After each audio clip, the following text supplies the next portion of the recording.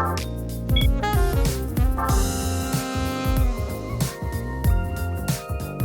there, it's Derek here from Pacific Coast Auto in Japan, and this is a 2016 Land Cruiser Prado. This one here with a 2.7 liter 4-cylinder, that'd be the fuel efficiency version. This one has just 50,000 original kilometers on it, and is going to Mozambique. And yes, there are a ton of cars from Japan that's heading over that way. We don't sell an awful lot of them with our company. We're more of a Canada, US, New Zealand, Australia, Europe kind of company, but certainly we can send cars to any country that you want. Here you can see 50,356 kilometers, and being a 2016, it still looks pretty much as modern as a brand new vehicle looks today. I don't think there have been a lot of really big improvements since about this time.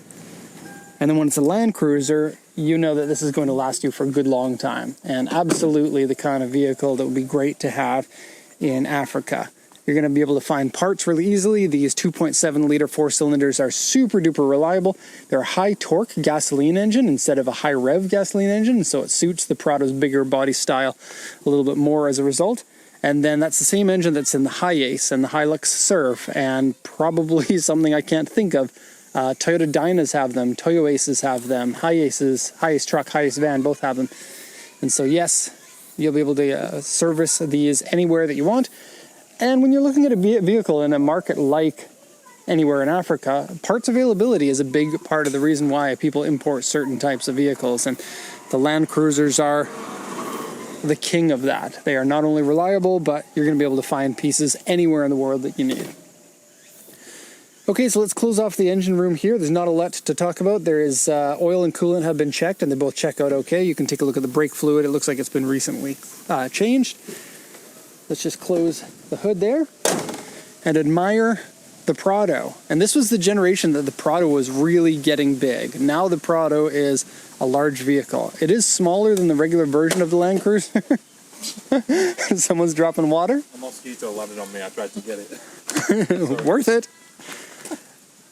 And yeah, if you're into the bigger vehicles, then this is definitely for you. It is a lighter duty vehicle than the regular version of the Land Cruiser, but it is still very robust in its suspension and its drivetrain, and it's going to take you anywhere you need to go. So here's the auction inspection sheet, and this is the real one from where we bought the vehicle. This is a 2016 Land Cruiser Prado TX, 4-wheel drive, auction grade 4.5, interior grade B, exterior grade B, 50,326 kilometers. That is a known mileage because there's no sign or no mark here stating that it's been changed. Automatic transmission, AC, original Pro White, 7-seater version. You can also get it in the 5-seater. ABS, airbag, alloy wheels, power steering, power windows. The sales points here say LED headlamps, smart key, push start. Speaking of which, the battery has run dead on the remote, and so there's a little bit of a, well, the battery needs to be replaced, but you can still start it. I'll show you how to do that. So aftermarket Navi with a TV in it, reverse camera, toll collection box. Sales, more sales points over here in the notes section. It says Model Lista Aero package and Model Lista muffler. And so it has a few little optional upgrades to make the vehicle more fancy, I guess you would say. So front bumper, rear bumper, mirror covers, handle covers, and the like. It says in the report section, this is the details from the auction. It says console scratch, seat wear, just a little bit. Small, very small scratches on the exterior. And then it says a repainted door back here, the back door on the right side. Windshield rock chip, which is nothing really to worry about for the most part. That's a bug on it, not a rock chip. But rock chips are usually 0.5 millimeter in size and can be very difficult to find if you're searching them. And then an A2 on the front bumper. So let's go for a 360-degree view. I think the Prado and the Land Cruiser, they always look better in white, in my opinion. And then in a sunny climate like Japan, very hot here in the summers, you wouldn't believe it. It's really nice to have a white vehicle because that reflects some of the light away from it, and the inside of the vehicle doesn't get as hot. I think styling is really the paramount part of this car. Like as far as Prados go, they kept looking better and better. The new generation that just came out for the 2025 model year is fantastic looking. This one is maybe a little bit more restrained looking, if that makes sense. The new one is quite aggressive, quite classic looking, I guess. This one's still more like curvy in some ways instead of the boxy look of the new version. But I must say, I'm a big fan of the way that these look. Whenever I see them on the road, I'm like, should I get one?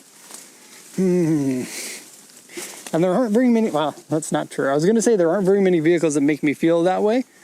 The truth is there aren't that many that drive on the road that I'm like, I want one of those. But there are tons and tons of cars that I don't see on the road every day that I want to own.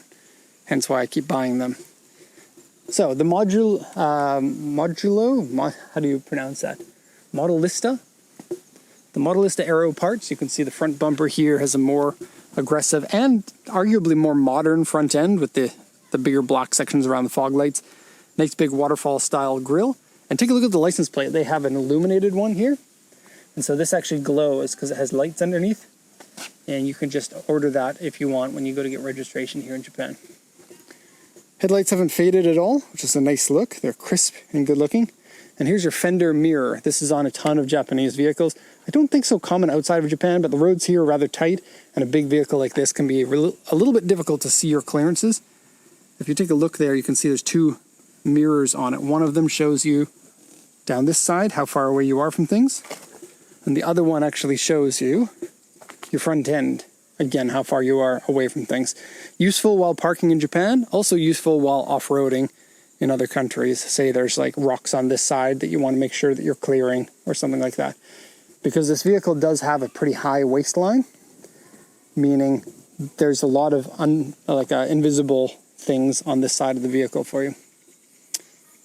Now, I'm not sure if these side steps are part of the Modelista Aero package or if they're just the standard side skirts. And then I suspect that the chrome on here is part of the Modelista package because it matches the other optional chrome here and on the mirrors.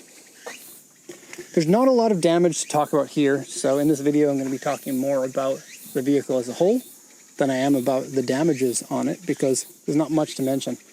There is the repainted door on that side and the A2 on that corner. We'll take a look at those. And Jacob, you found the A2 in the front bumper. Is that going to be easy for me to find? Yeah, if it's the same one I'm thinking of, it should be on the driver's side. Land Cruiser. Right, the lower section. Yeah. It's like a scrape, you'll see it.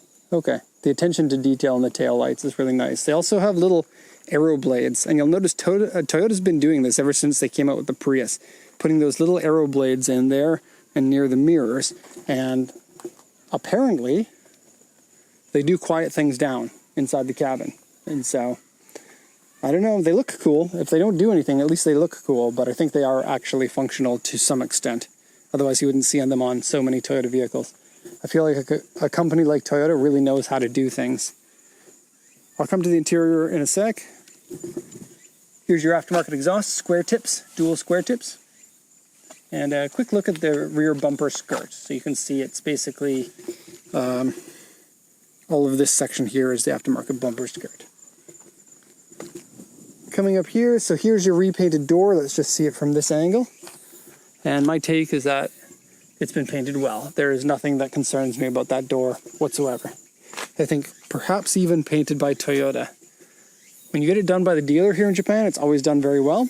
Usually nobody pays for the dealer unless it's an insurance claim, because it tends to be very expensive. And then the A2, the only damage on the vehicle, I would think, is right down here. So just some minor scratches there, and that's really nothing. Like, this is a big vehicle. There's a lot of body that you could potentially scratch. The fact that that's the only scratched area is saying something. Okay, let's go to the interior now. I know this is really interesting for people who are going to buy these vehicles. The trunk you can open two ways. I didn't realize until I actually shot this one because the older Prados don't do this, but you can open up just this or the whole thing. But you can't do it easily one-handed. Push and then come. It doesn't have a button on the back of this. Open this up, and this is your throw the groceries in window. It's not a huge trunk, but it's a 7-seater.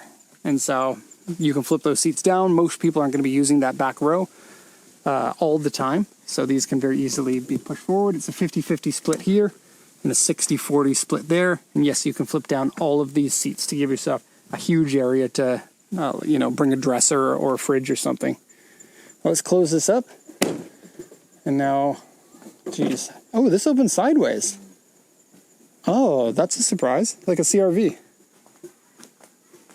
Okay, and it opens quite wide. It just takes a teeny bit of your access for putting a super large thing into the back. And yeah, that's almost no room to put anything. But you flip these down, and they're very easy to flip down.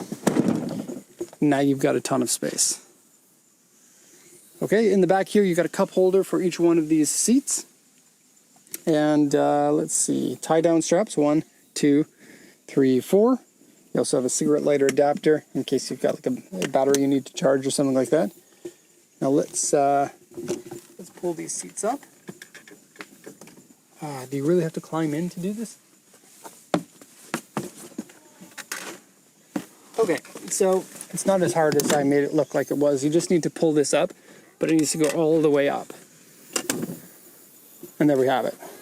There's also a rear recorder on this one. That's just an aftermarket thing. Plug that in there. But I'm going to leave it unplugged because if there's no card in it, sometimes they scream at you, and that might be why it's unplugged at the moment. Okay, back seats here. So this is kind of like a 5+2. And so the back seats, the back seats, third row, are going to be a little bit on the small side, but your 5 regular seats should be super nice and comfortable for adults. As you can see, plenty of legroom there, much more than you can expect in many of these 7-seaters. You also have some white musk, which there's a Tesla joke there if you want it. I'll leave that up to you. If you open this up, here's your cup holders. You got 2 of them. They might be a little bit difficult for children to manage because you have to slide the cup in order to push that out. But once the cup's in there, they're not going to be knocked out. And then the center console pillow is not soft except for on this section here. This part's hard, so do keep that in mind. 3 seat belts, 1, 2, 3. You get air conditioner vents back here. And the interior smells like Elon. There it is. Sorry, I couldn't help myself. Cup holders in the doors there. 1 there. 1 on the other side as well. And then I believe that the vehicle has been smoked in. It sort of feels like it. When I went in originally for the very first time, I was like, air freshener covering up cigarettes maybe.